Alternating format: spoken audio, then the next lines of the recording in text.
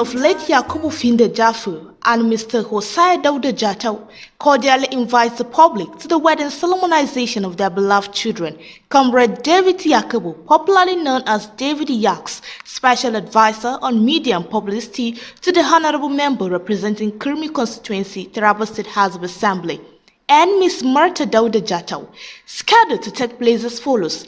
Date 9th November 2024. Venue Dunamis Church, Mayadasa, Jalingo, Taraba State. Reception follows immediately at Jolinyamin Stadium Open Field. Announcer Groom's family.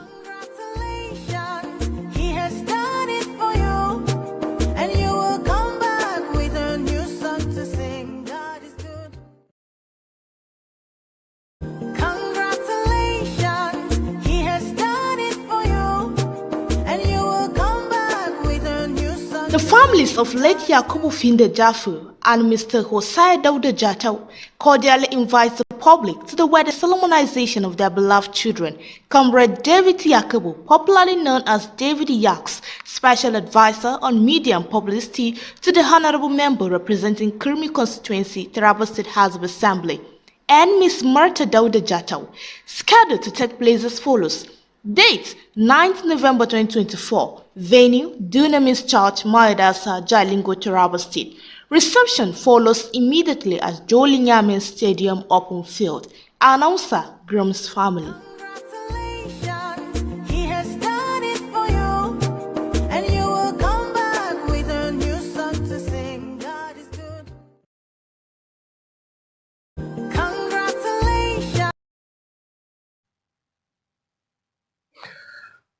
Good morning, Nigerians.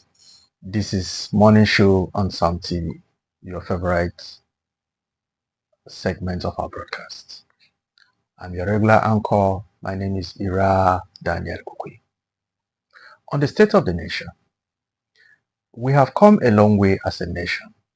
We have seen so many challenges. We have experienced the ups and downs of life as a nation. This is a call for resilience as a nation. There is a need for us to have hope in ourselves. We have hope in our leadership. Let's endeavor to have hope in the future. We can't afford to miss it at this point in time. We can't afford to lose hope at this point in time.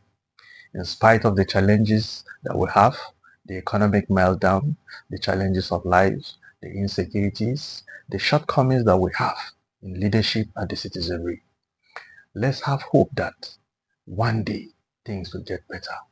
Together we can make it. Surely we're going to make it someday. We are going for a commercial break now. When we come back, we're going to delve into the matters of the day. And at that point, I'm going to introduce to you the guest in the studio. You can't afford to miss it. In short, stay tuned.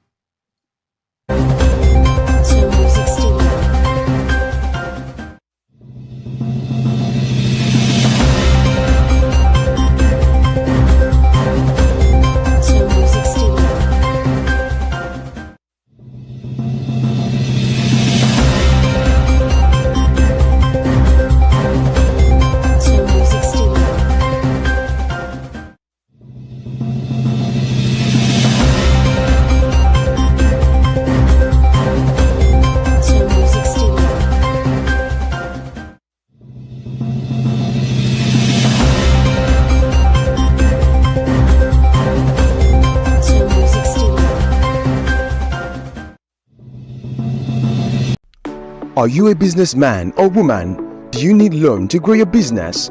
At TARABA Business Development Center, we offer both business and personal loan with flexible repayment plan.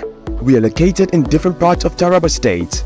Jalingo branch, opposite Civil Service Commission 183 Amarua Way, 090-3134-4333. Zing branch, Zenith Bank agent beside College of Education, Zing, 070-3125-2559. Yembu branch, Usi Plaza, Yembu Sardauna State, 080-8978-2725.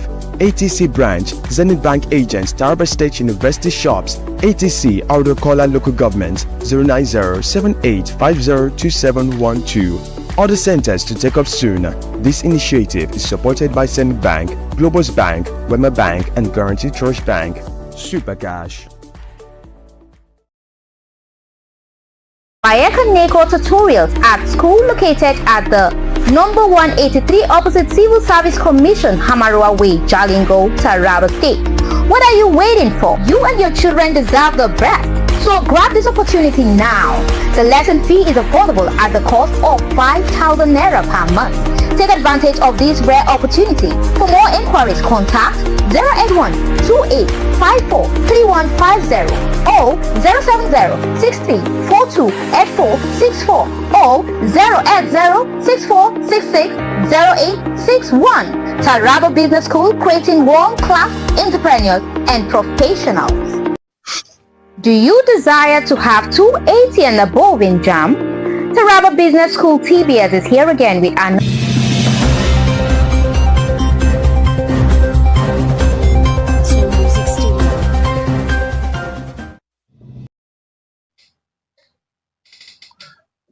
Welcome back.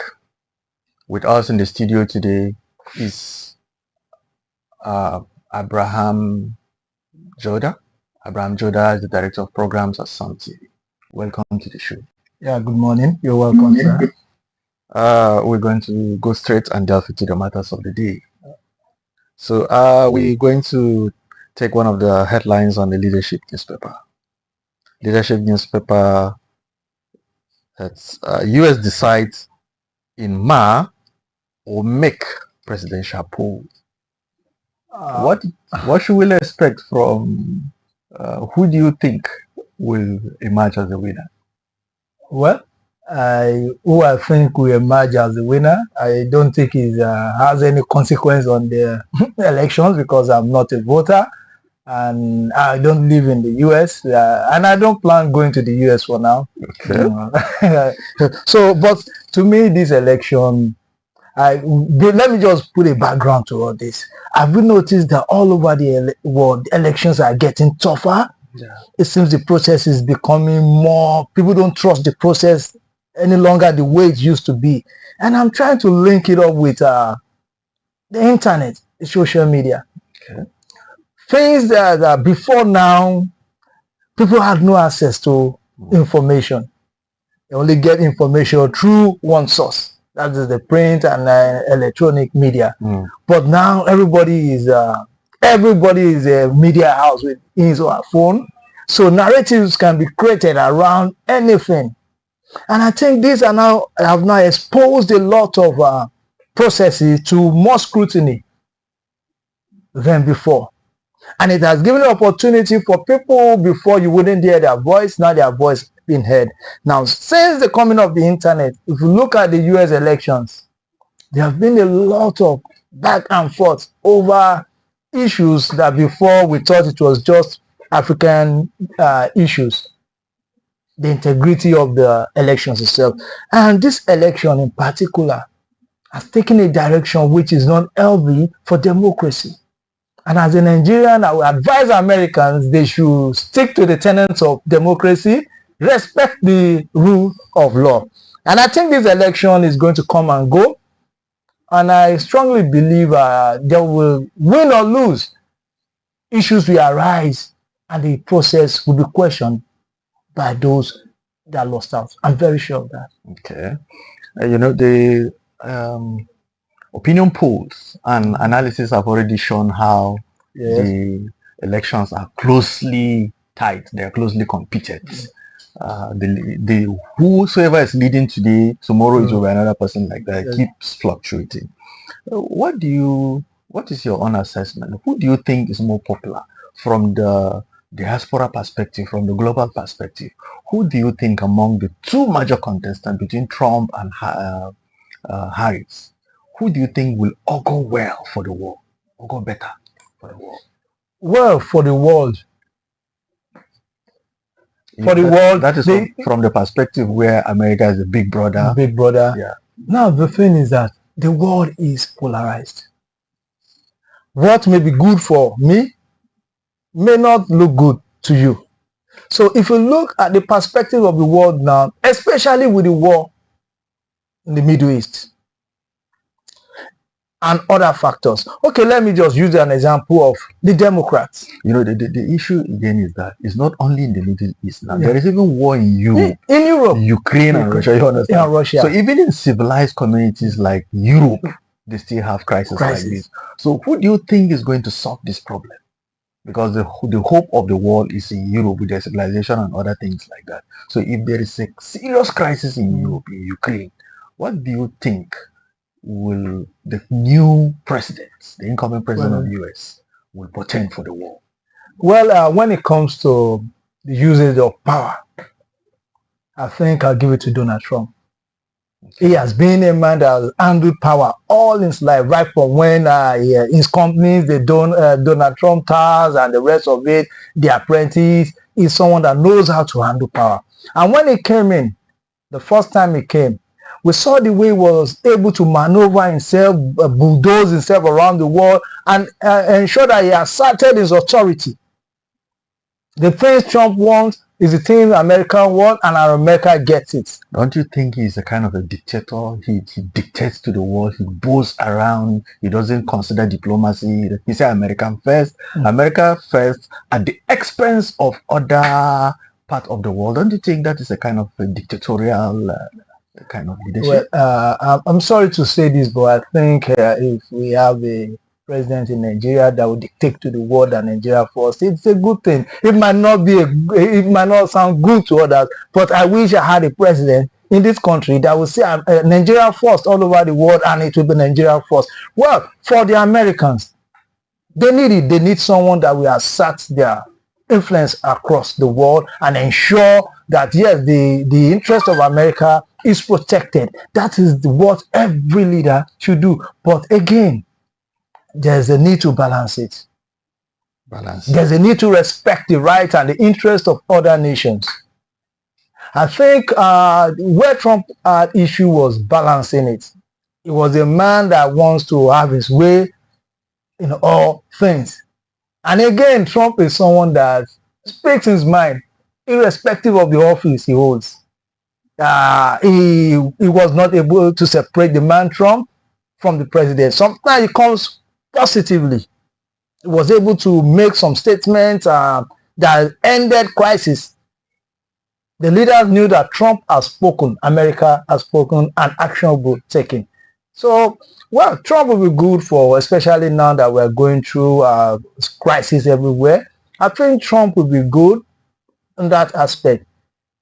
Why for Kamala Harris? Well, I find it hard to detach her from Biden. I find it very hard detaching her from Biden. And the antecedents of the Democrats in the last few years have shown that they've not been able to manage world crisis the way the Republicans do. And right now, I think, and you can see that the world is now, there's a bloc, the Russian bloc, China, then there's the America and Europe. And at this stage, it seems both interests are dragging the world apart. Even it's in Africa here, we can see that people are shifting from the West to the Eastern Bloc. So we need leaders that can come together and douse this tension. The days of the iron war between the East and West, the iron war has been lifted. I think it shouldn't be brought back. Okay, what of the agitation, the allegation that Trump may be warmonger, in the sense that he does things without giving due recourse to international diplomacy? During his reign as the former president of the US, he declared that the federal capital territory of Israel is Jerusalem. That even the state of Israel itself didn't recognize. He recognized Tel Aviv as the seat of power.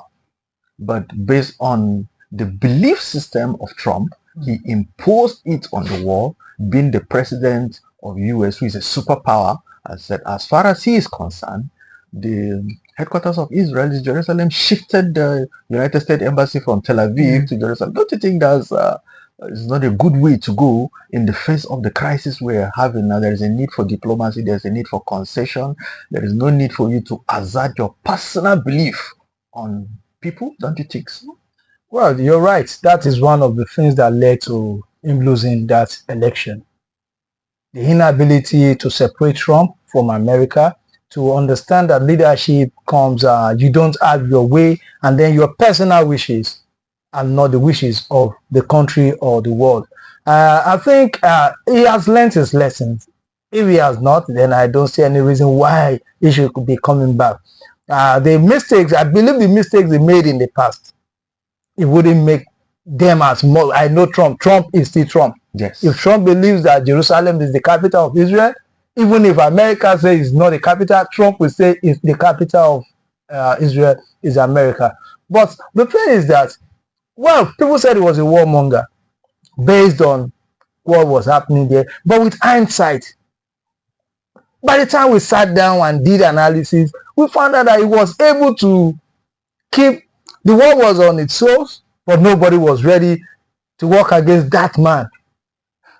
So I think right now we need someone that will come. I don't know if he is the one, but I think we need a strong hand that other leaders will respect, and when he speaks to them, they listen to him. And there are some actions that America needs to take over the crisis in the Middle East, in Ukraine. They need strong actions. The dilly-dallying is not helping matters a lot. It is not. Okay, before we go to another headline, what do you think will happen to the world polity if Harris emerges as the president of the US?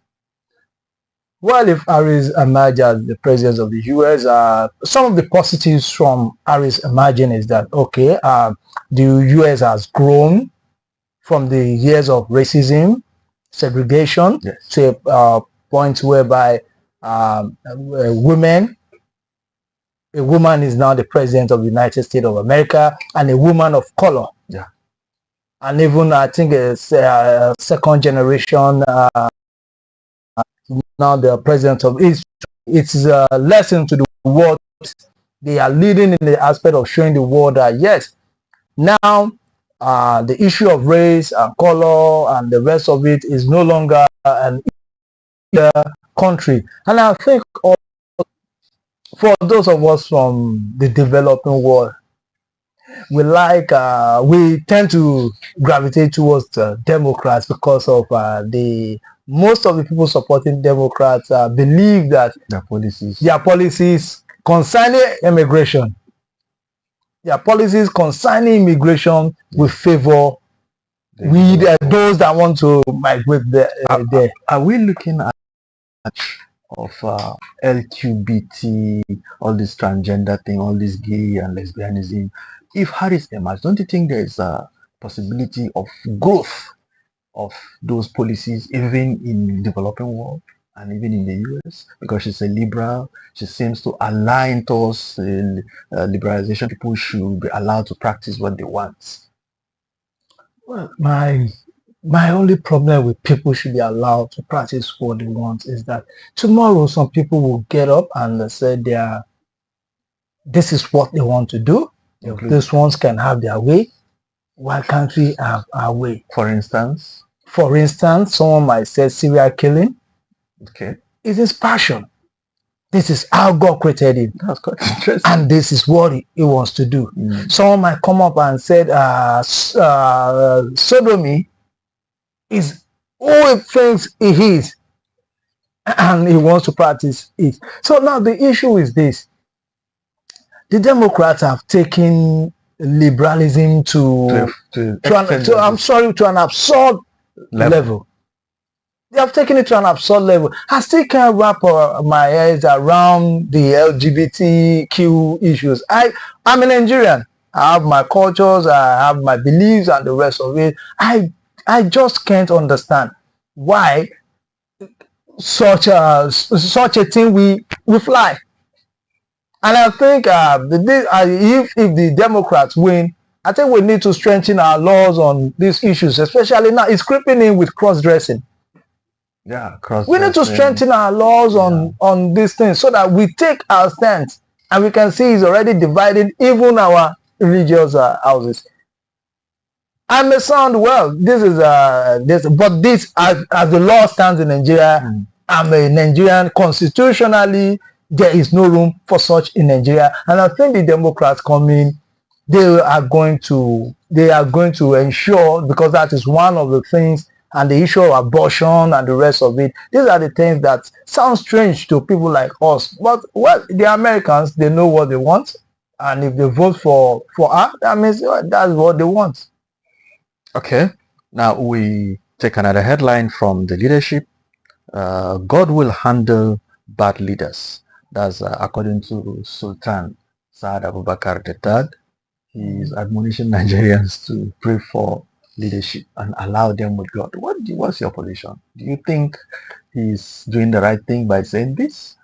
Well, let me start with saying, well, I don't know the context of what he said. Let me say, maybe it's a sensational headline. Probably he said a lot of things, then God we handle bad leaders was just taken out of context. Now let me just say, okay, let me speak to the headline itself. Okay. Of God. Well, I don't know the context, he said it. Okay. Now let's look at it from the context of the fact that he said Nigerians should not be too hard in condemnation of leaders. Don't criticize them too much. Allow them with God. God has a way. Chicken will definitely come back home to roost. One day, the chicken will come back home to roost. Well, the chicken might get stolen along the way. The chicken might meet someone that gives it better corn, and it won't come back home. Yeah. The chicken might get taken and put, and it will end up in the pot of soup with its own eternal home. Yeah. So the thing is that yes, God is almighty, God is supreme, but God has given us dominion over the things of this earth. And he has given us everything we need. And he does not directly choose our leaders for us. We choose our leaders. We choose the system we want to operate. We do the things we want to do. The economic policies, we decide the economic policies we want to decide. The taxes, we pay the tax. So it is our choice. And we also have a system. We have a system that corrects bad leadership. We should put it to use. God has done his best. He has created us. He has given us everything we need. And now, when we, in this part of the country, we believe God will do this, God will do that, and God is of this religion, God is of that religion. What about people that don't practice what we believe in? And they are developing. So the thing is that God is God, and man is man. Man has authority over the earth. If an election takes place and the person that did not win was announced winner, I've not seen God come down to say he is not the winner, this is the winner. That means he has told us it is our choice. Yes. If we decide to say, okay, today this good leader we are impeaching is leaving, it is our choice. So, well, anybody, not only leader, eventually we face supreme judgment.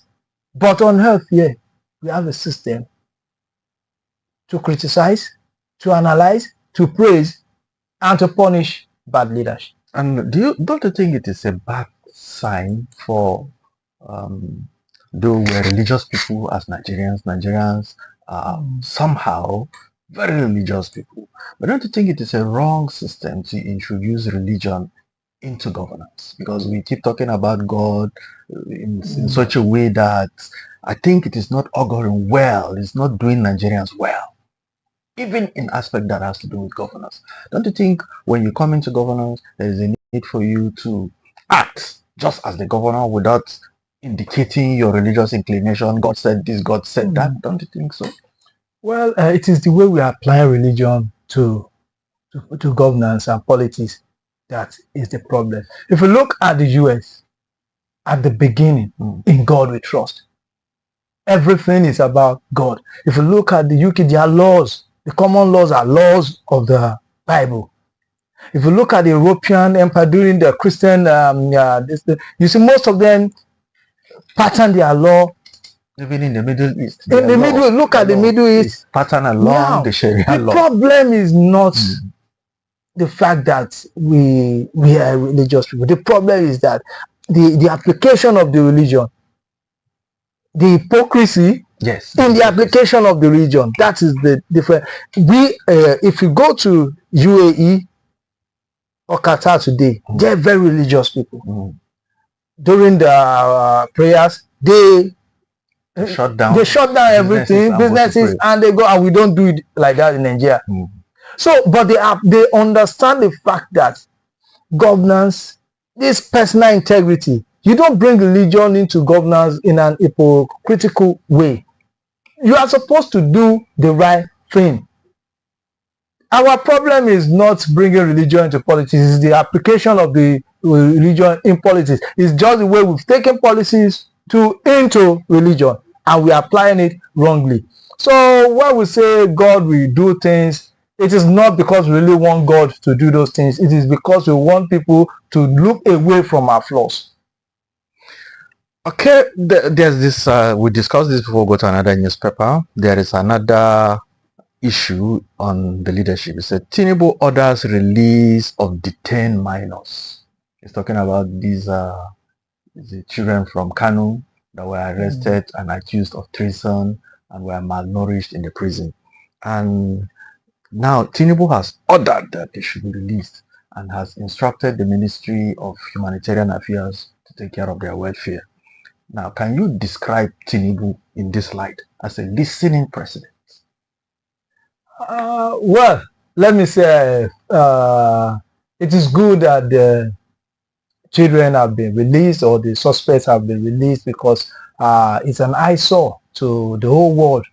I was reading an international report and I saw the video there. I wasn't happy that this is Nigeria they're projecting in this way. Now that it is good that they have been released. Now, how does it project the president? Let me take it from this angle. Our president should not be reactive. It is good, but we shouldn't be reactive. We should be proactive. This shouldn't happen in the first place. So let me just say, I reacted to it before him. Yeah. Of course, I did. Yeah. But so it is not, to me, it is not a big deal because he is reacting to this issue. It should be, the government should be proactive. This shouldn't happen. And this is not only about those boys. Okay. There are thousands of people in the prison. Okay, let me interrupt you a little bit. Yeah. Now, I'd wanted you to respond in maybe in the affirmative, or you say yes or no, that he is a listening president. He reacted to the pressure from Nigerians, from the calls. At least he listened to them, right? Yeah. Should Tinubu listen to Nigerians on the issue of subsidy, on the issues of tax reform, in the way he responded to? Don't you think it will have served Nigeria better? Well, this is a tough one. Yeah.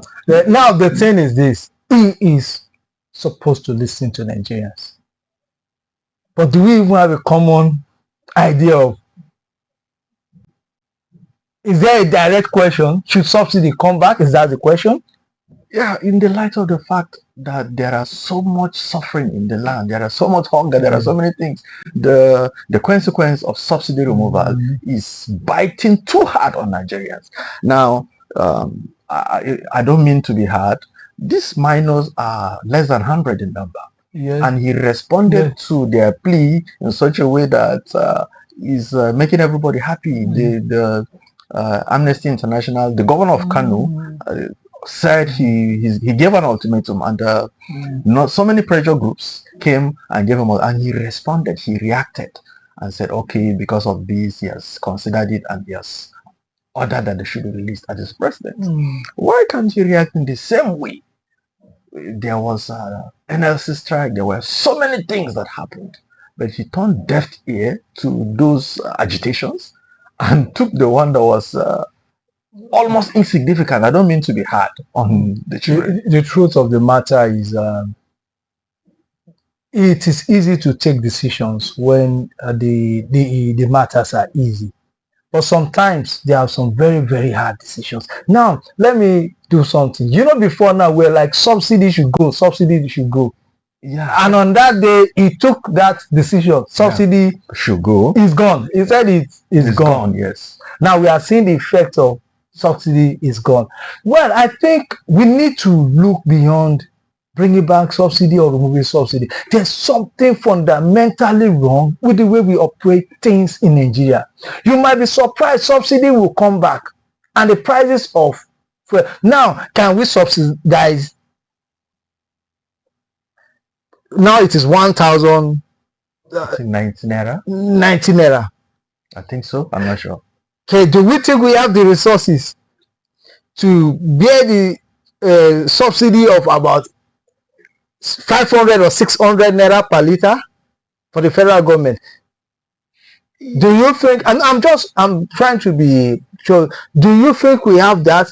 Don't you think we should be more innovative with the way some people have come up with ways that we can bring down the price of crude without subsidy coming back? Because of the way subsidy was handled. It was a meal ticket for not even a meal, it was a full cookie jar of sleeves. Now, don't you think we have crude?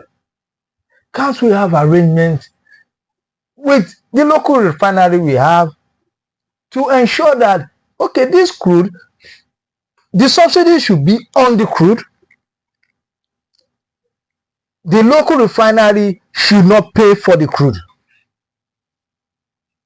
They should not pay for the crude. I think we have 450,000 or 400,000 barrels per day that is meant for local production for those refineries that we have in what's the name, Kaduna, Warri, and Port Harcourt. So there are little refineries in Nigeria and the Dangote refinery. Give it to them, monitor.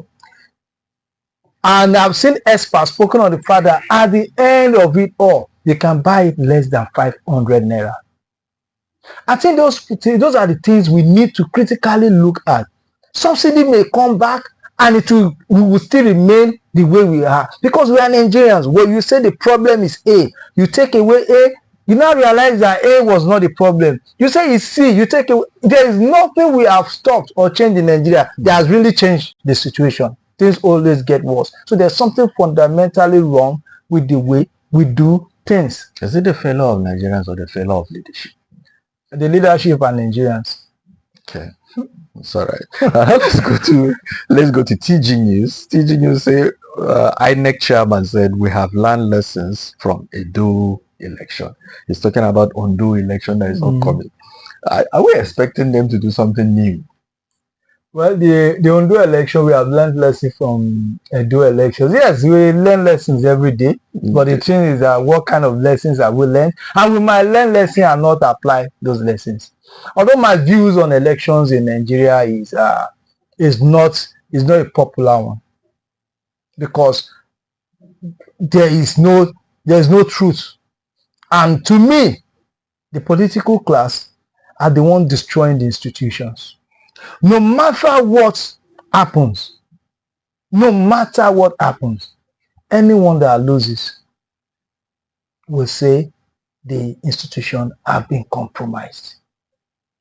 Even the person that are compromised and lost will blame it on the institution. Okay, like the Edo election, yes, the Adamawa governor Fintri, who led the delegation of PDP yes, to Edo election, came out and accused the opposition, that's the APC government, of some grievous. He alleged he said the APC chairman came into Edo State when he was not supposed to. There are so many allegations, and they've not come out to refute those things. The question is that what is the Adama State governor doing in Edo?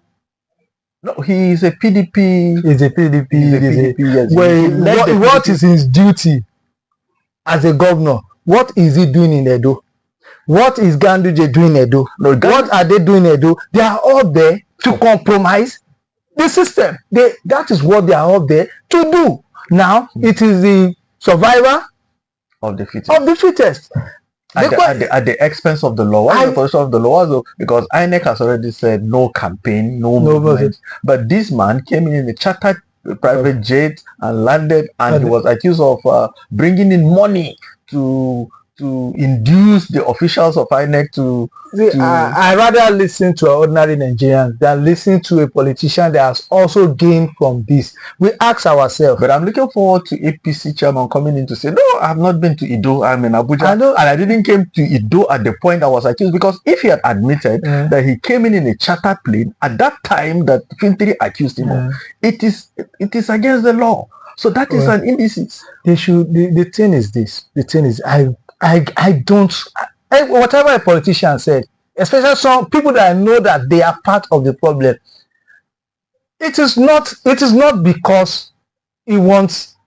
He could have also flew in if he had the chances. The question I ask all those governors: why do we abandon our duties to go to another state to monitor elections? But that's the responsibility that his party assigned. That is the responsibility. And don't you think Fintiri has done well in Adamawa State? He's reputed to have transformed the infrastructure. Let me ask you, okay, the last general election in Adamawa State, the last local government election in Adamawa State, it was a landslide victory. It was a landslide victory for PDP. I reserve my comments.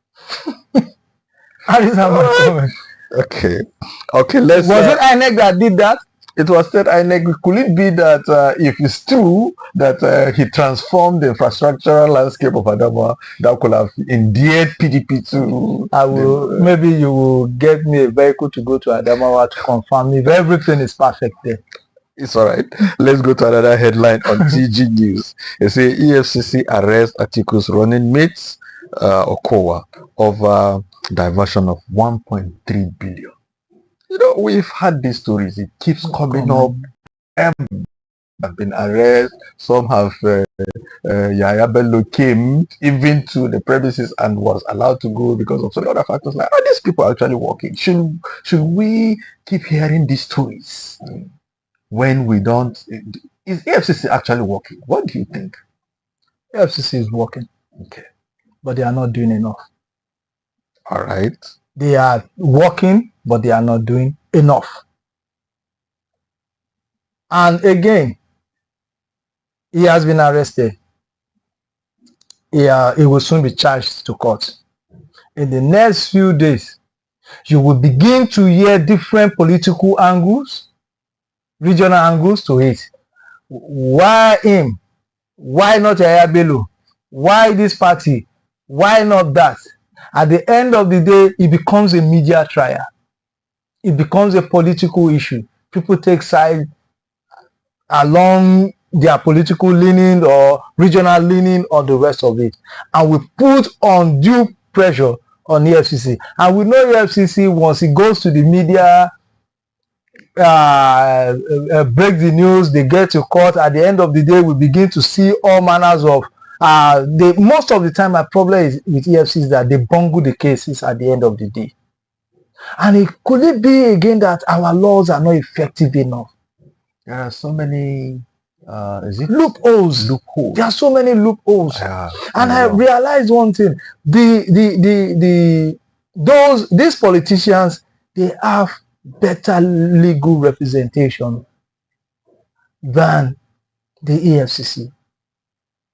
But I believe now that we have a lawyer, a son in charge of EFCC, he should be able, it's someone I know, he should be able to look at it critically, look at the law. If it is just one charge that you can take to court and ensure that the law catches up with this person, focus on it. All these 1,000 count charges and the rest, we should do away with those things. We should focus on one and ensure that we pursue it to the logical end. Then again, we have very, very good lawyers in Nigeria that knows how to that understand the technicalities of this. I've studied many cases. There are some legal persons I see on a case and I say this case will end with a technical knockout to any agency.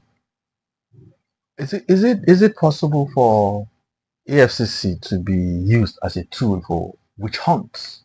Though that one is something that has been in the public discourse for a long time. They have been accused of compromise. They have been accused of being used as an agent of political witch hunts. There's another headline on Nigerian Tribune, still along that line, how anti-graft agency has acquitted Onoga, the former Chief Justice of Nigeria, and other things like that. We keep hearing these stories in the face of the fact that we still see these people who have been accused of corruption still emerging strong and telling us the stories of how they were wrongly accused. And you know, is there are we actually moving forward with this thing I would describe as charade? Let me look at it this way. Let's look at it this way. He was arrested and his case was pursued and he was charged in court. And he was acquitted. Now, Nigerians have said the courts have done well. EFCC have not done well. Now, the judiciary is working. Onoge has been released. The judiciary is working. What about if he was charged and the judiciary said he's guilty? We will say the judiciary is working. Now, the thing is this.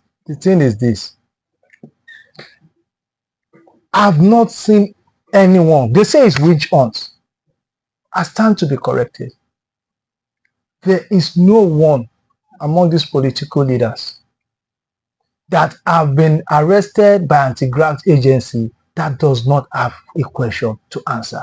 Probably EFCC, yes, they do use EFCC to witch hunt, ICPC, anti-graft, and police, but we also witch hunt these anti-graft agencies when it does not suit our narratives.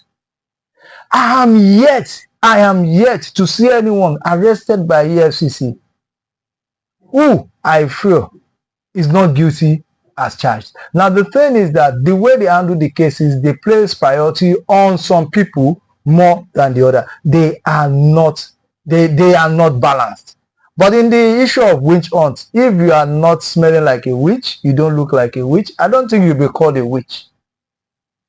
But is it possible for you to look like a witch and not be a witch? Well, it is possible. So that is when, if you are arrested a witch, you prove that you are not a witch. So, well, it's a long discourse. It's a long discourse. That may not. It is a long discourse. I don't trust the political class. Just simply because you are in opposition does not mean you are a saint. I will sit all day, complain that the country is not moving, there's embezzlement. But the moment someone is arrested and it doesn't suit my political belief or religious belief, I begin to question institutions. We are putting too much pressure on this institution. The politicians are doing everything, both in the opposition and in the ruling party, to destroy this institution, to ensure that these institutions don't have any value. So what they make all manners of the institutions themselves, they have problems, but they create all manners of problems, making all manners of statements. Now every politician is a legal luminary that interprets court judgment. We shouldn't allow it. We should not. Well, I think the issue, the Nigerian Constitution is a document that is in the public domain. You don't have to be a lawyer to know, though there are some technicalities that is reserved for those people that study it and they are expert in it. But every Nigerian should be able to know what is right or wrong, at least as reflected in the Constitution. So there are instances where non-lawyers do these online analysis, on analysis or cross-examination on the pages of newspaper and on discourse like this on the television, and they come at the end of the day, they turn out to be right. Are you a judge? If do you know what I would like to say? The Constitution is written in black and white. Yes, it's English. We can all read it. But at the same time, the Constitution says that there should be a court, there should be a judge to look into this matter and tell us, why do they call lawyers learned people? Maybe that's just this thing, a because name. they understand the law. Now, reading it and interpreting it to suit your understanding or what you think is different from the position of the law. Now, there's an example of so we say, but there is evidence. The court will not, Nigerian courts will not go out to shop for evidence for you. And somebody will say, if a judge witnessed a crime and is made to become a judge over that crime, and you don't bring the evidence before him, he cannot provide the evidence for you. These are the things I expect us to look at. There are a lot of things wrong with our law that if we don't look at it, we begin to say, but in America, but in this, there are people that sit down, they study the technicalities of this law, and they ensure that they understand. Just a single loophole is enough to derail the whole case. Yes, the judiciary, the institutions, they have a lot of issues, but we are the ones running these institutions. Okay, let's take another political story from the TG News. It said APC wins big sweep all 13 local government chairmanship position in Nasarawa state local government polls. We just discussed the issue of sweeping it. Don't you think that it has become, is it a trend that you hardly find an opposition winning local government election in a state that is ruled by a political party? It is a trend from 1999. Right from 1999, that is it. From A to Z. Okay, now, let me give Nasarawa says a clean sweep. Clean sweep. Clean sweep. It happened. There are precedents. It happened in other ones. I told you from 1999, it has always been like that. It has always been like that. The state electoral, this just declares the party. Now, I've even seen a situation whereby in some states, just a week to the election, a new party will emerge, and once the state governor support that party, there will be a clean sweep. We saw it in Rivers and in Abia. Because of the crisis in Labour Party, the governor supported ZLP and they won the seat. So it is a problem that is across the country, and it is not now. But I think it is a trend. It has happened in even in some African countries. It happened in Kenya during the coming of President Ruto. There are instances where if a political heavyweight aligns with a political party, it doesn't take long for that political party to get acceptability based on his credibility as a person. So don't you think it is the goodwill of the governor because they've actually performed well in quotes, and they sell that political party based on their own reputation and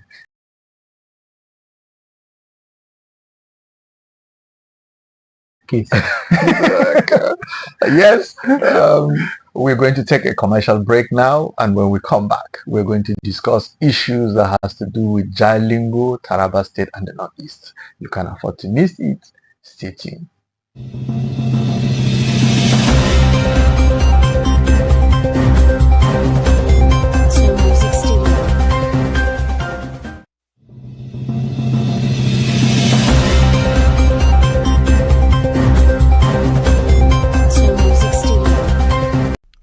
Are you a businessman or woman? Do you need loan to grow your business? At TARABA Business Development Center, we offer both business and personal loan with flexible repayment plan. We are located in different parts of Taraba State. Jalingo branch, opposite Civil Service Commission, 183 Amarua Way, 090-3134-4333. Zing branch, Zenith Bank agent beside College of Education, Zing, 070-3125-2559. Yembu branch, Usi Plaza, Yembu Sardauna State, 080-8978-2725. ATC branch, Zenith Bank agents, Taraba State University shops, ATC Audokola Local Government, 090-7850-2712. Other centers to take up soon. This initiative is supported by Zenith Bank, Globus Bank, Wema Bank, and Guarantee Trust Bank.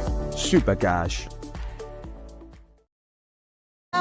He has done it for you, and you will come back The families of late Yakubu Finde Jaffu and Mr. Hosai Dauda Jatau cordially invite the public to the wedding solemnization of their beloved children, Comrade David Yakubu, popularly known as David Yaks, Special Advisor on Media and Publicity to the Honorable Member representing Kurmi Constituency, TARABA State House of Assembly, and Miss Marta Dauda Jatau, scheduled to take place as follows.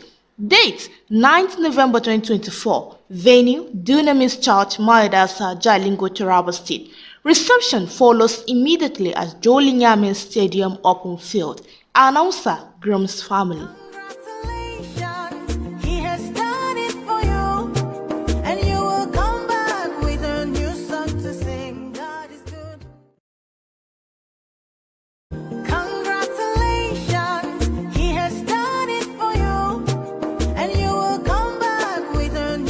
The families of late Yakubu Finde Jaffu and Mr. Hosai Dauda Jatau cordially invite the public to the wedding solemnization of their beloved children, Comrade David Yakubu, popularly known as David Yaks, Special Advisor on Media and Publicity to the Honorable Member representing Kurmi Constituency, TARABA State House of Assembly, and Miss Marta Dauda Jatau, scheduled to take place as follows.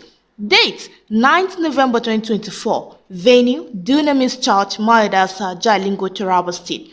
Reception follows immediately at Jolinyamin Stadium Open Field. Announcer Groom's family.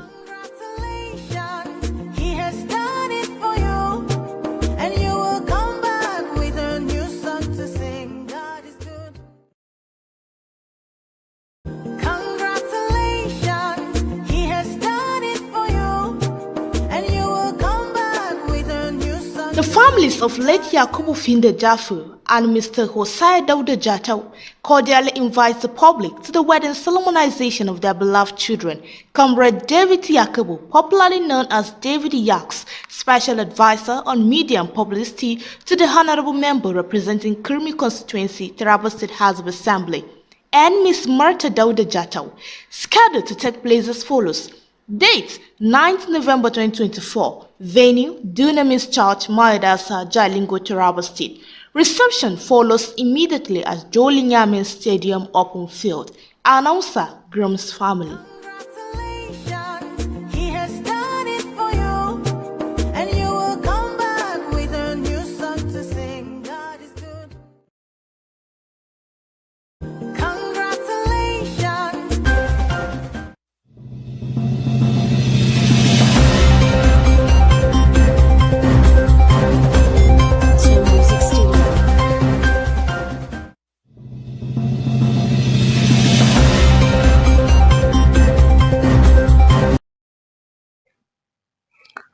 Welcome back from the commercial break.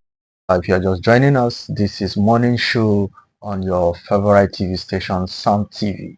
Some TV, you can follow us on the TV station. We're now on satellite, on free to air.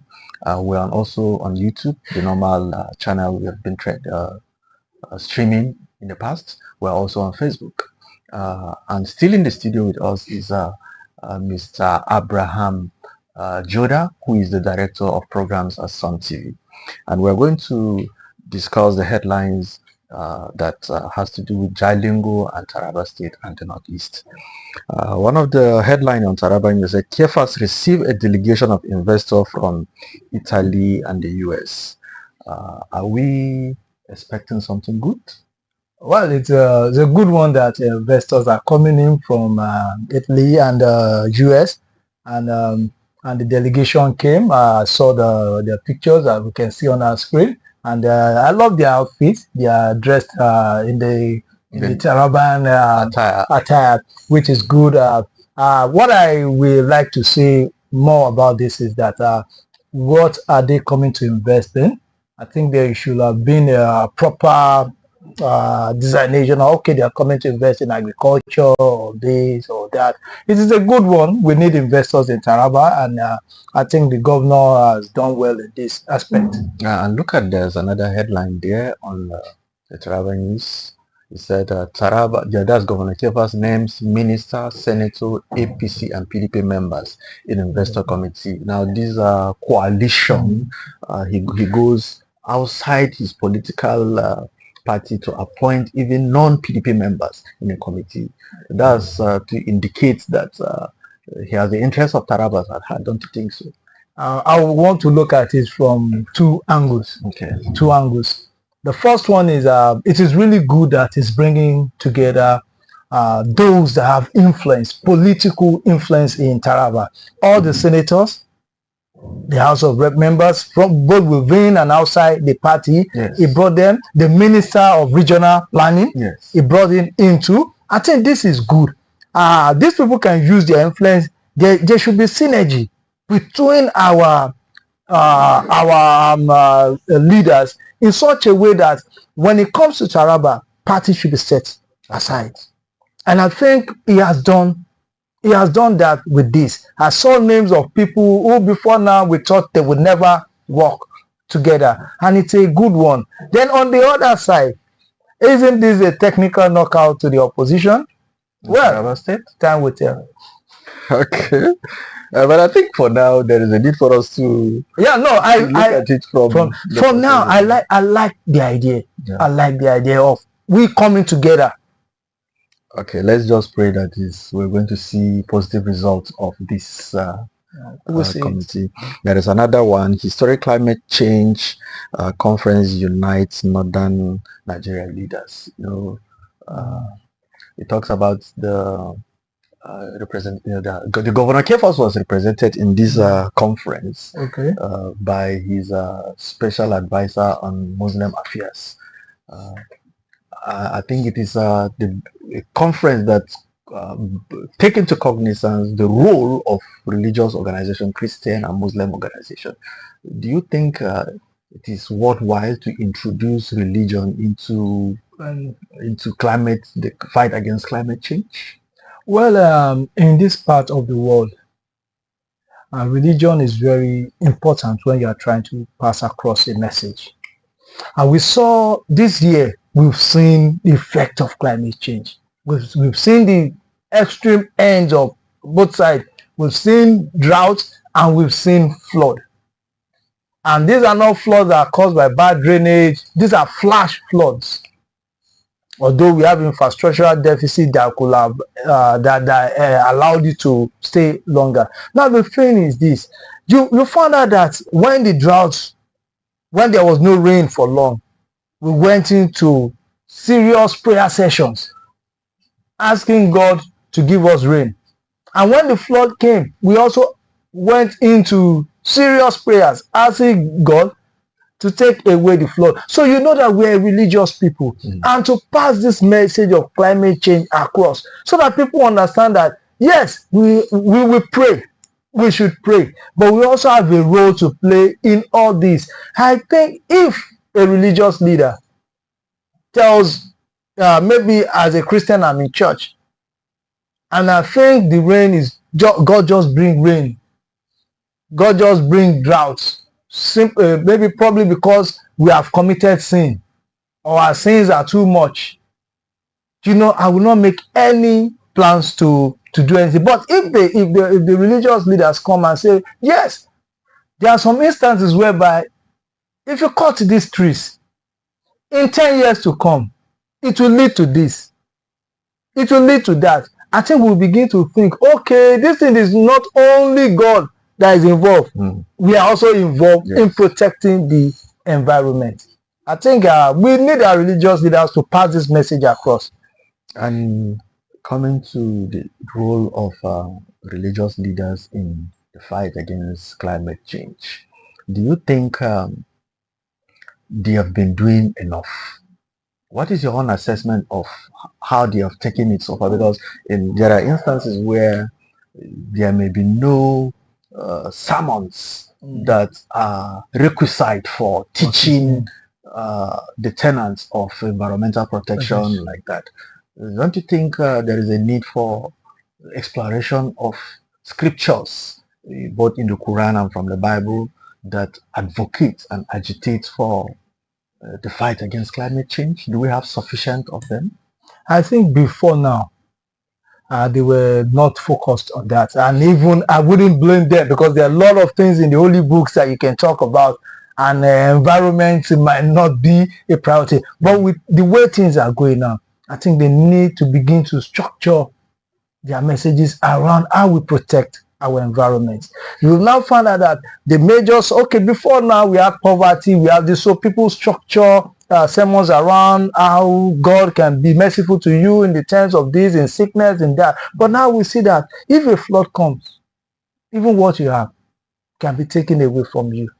If there's drought, there will be hunger. So now that it has come, and we can all see it, I think when the religious leader begin to speak about it, we will not say, what is he talking about? You know, people will want to listen to what will suit their soul.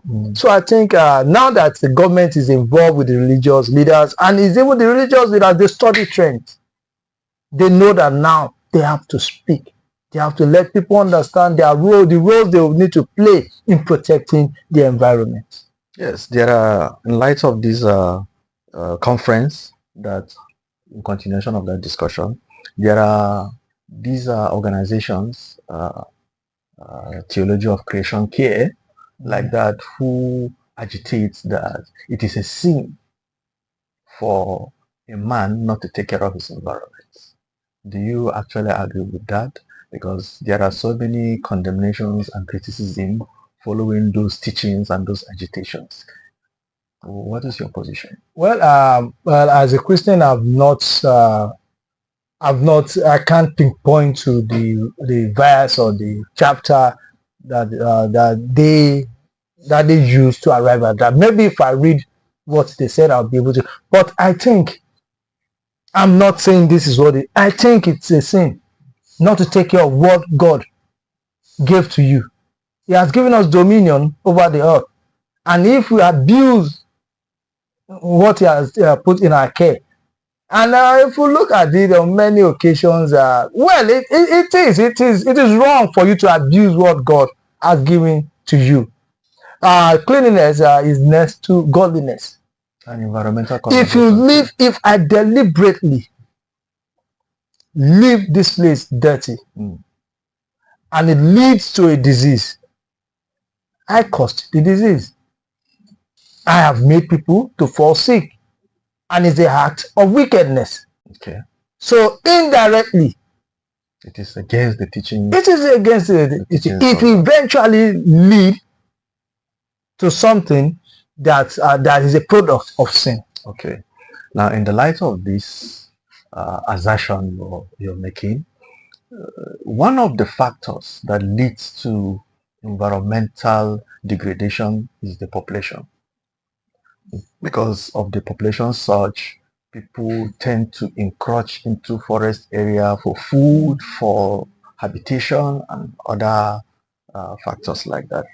Now, should religion teach that giving birth to too many children, can it be considered still a sin, since we are looking at it from the perspective where overpopulation is one of the major reasons why the environment is degraded? Don't you think, is it possible for religions to ply that path and talk about how there is a need for population to be checked? I am of the belief that there's a need when everything you do, you should do it in such a way that you bring out the best of that thing.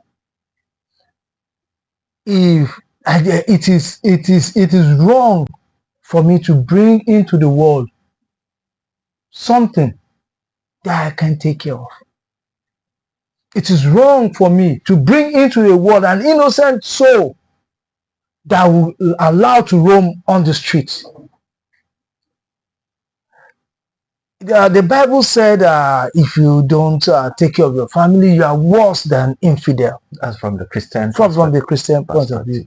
And I'm sure in the Quran you will find teachings that tells you to take care of your household. Yes. You are the head of your home. It is morally wrong for you to bring into the world and abandon. Yes. The Quran mentioned how you can only take 4 wives if you know that you are capable of taking the responsibilities of, and one of the responsibilities are when they bear children, you should be able to take care of them too. Although some that is one thing with humans. If you are able to take care of them, if you're able to take care of them, does not mean you've been able to take care of the four women only physically or this. You should be able to take care of whatever comes out of them. Of the marriage. Out of the marriage. Yeah. And let's take another headline from Taraba News. That headline talk about Taraba Commandant of NSCDC, that's the Civil Defense, visits two sister agencies and seek for collaboration.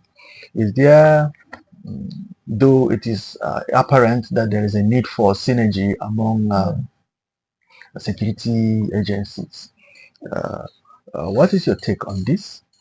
Yes, I'm an advocate for synergy among agencies, whether security or whatever it is. I'm always an advocate of people working together. We are working towards a common goal. So we shouldn't be working at cross purposes. And well, since I came to Jalingo, it seems there's a synergy between the security organizations. I've seen them on patrol together, and I see that the way they position themselves, we bring Jalingo Metropolis, it is strategic. You find out that you find the civil defense in one corner, you find the military in one corner, you find the police in one corner. So you know that definitely they have a way of working together. It is very, very good. If they don't work together, they won't achieve much. And what of these interagency? There's this thing. They always have this restriction. Now the SSS will accuse the police of encroaching in their responsibility. The police will accuse the road safety of encroaching in their responsibility. Is there any way to spell out this thing clearly so that by the time they are synergizing, there will be no these hitches? Well, I think their roles are spelled out, but to me it is just this ego. Do you know who we are? We are the police. We are the road safety. We own this road. We know this more than you. We are working for a common good. The thing is, even if you spell out their roles, as long as they don't want to work together, and there is no way their duties would not overlap.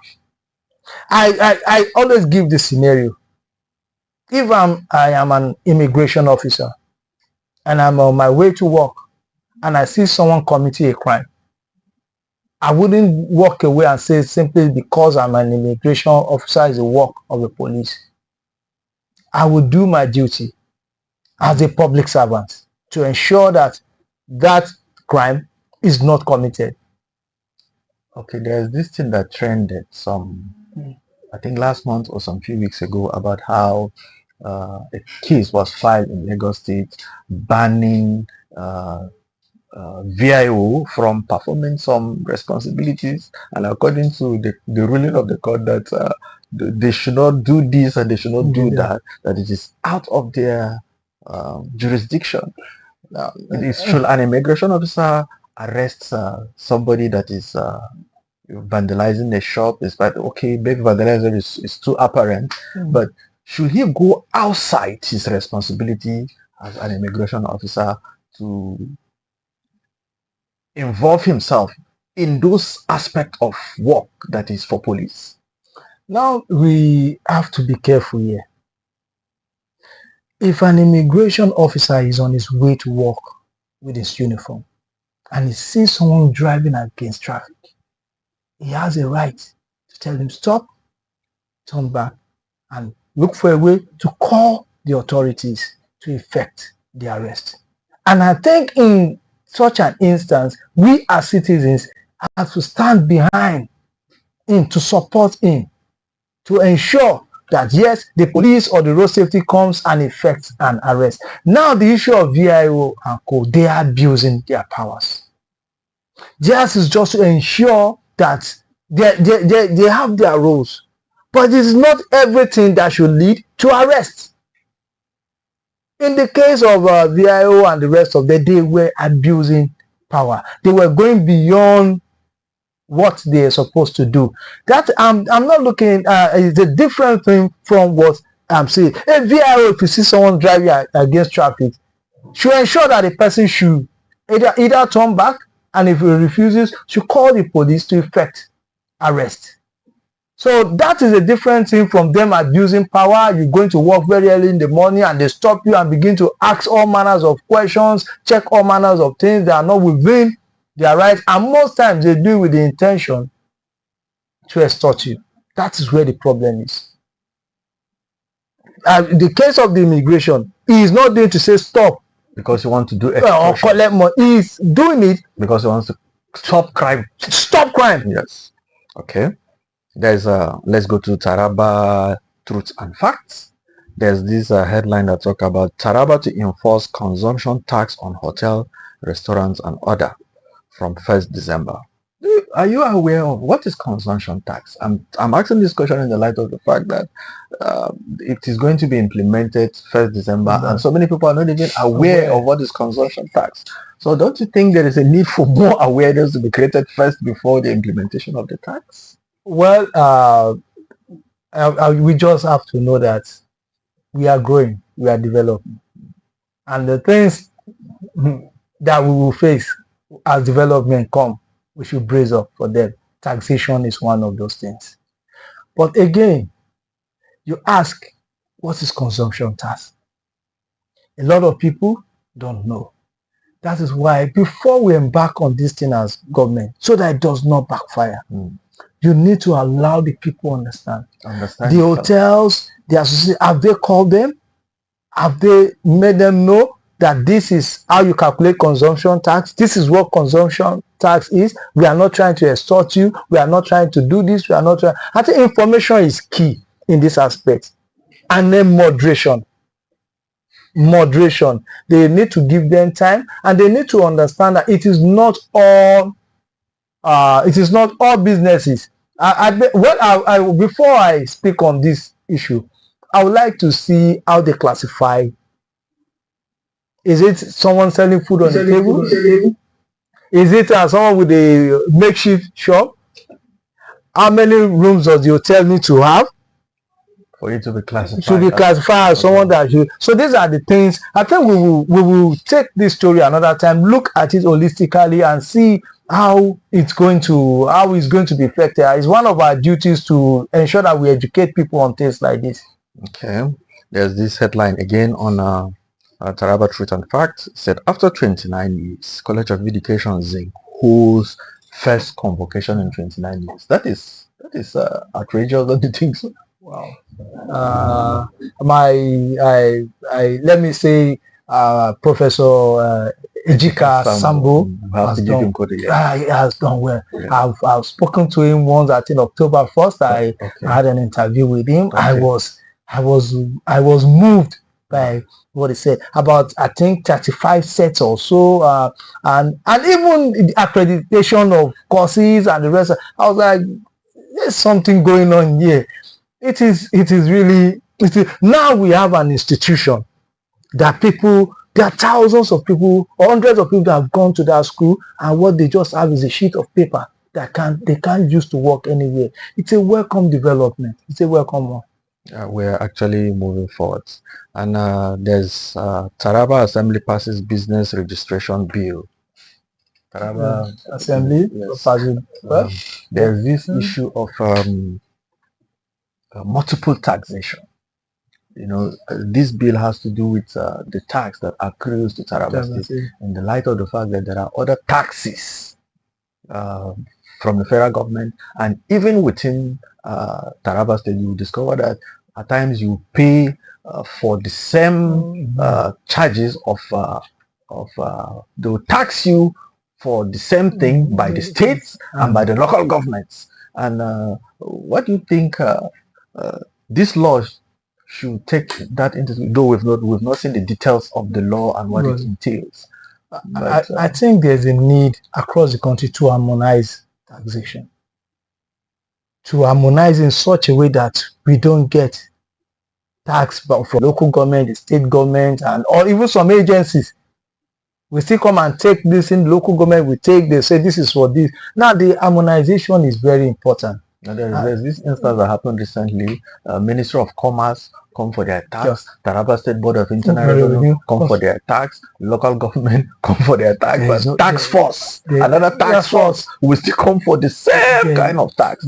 Signboard tax, this, like that. And now that is the work. That is the kind of places where the executive and the State House of Assembly should be working together to ensure that they harmonize the state. And these are the kind of bills that I expect our representatives to be sponsoring in the House of Assembly.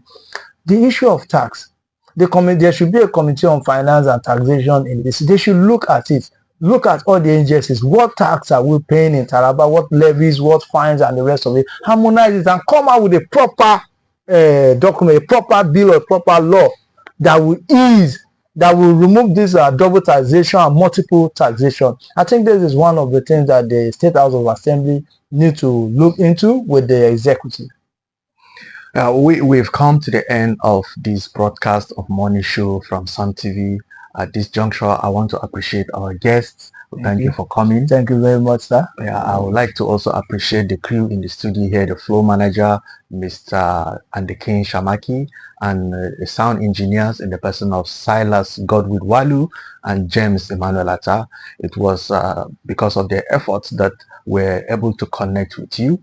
I'm your regular anchor for Morning Show. Ensure to follow us every weekday from Monday to Saturdays between 8 a.m. and 10 a.m. for Morning Show. You can't afford to miss it as we discuss topical issues that are trending on the national dailies. And I'm your regular anchor, Ira Daniel Kukwe. Ensure to stay blessed.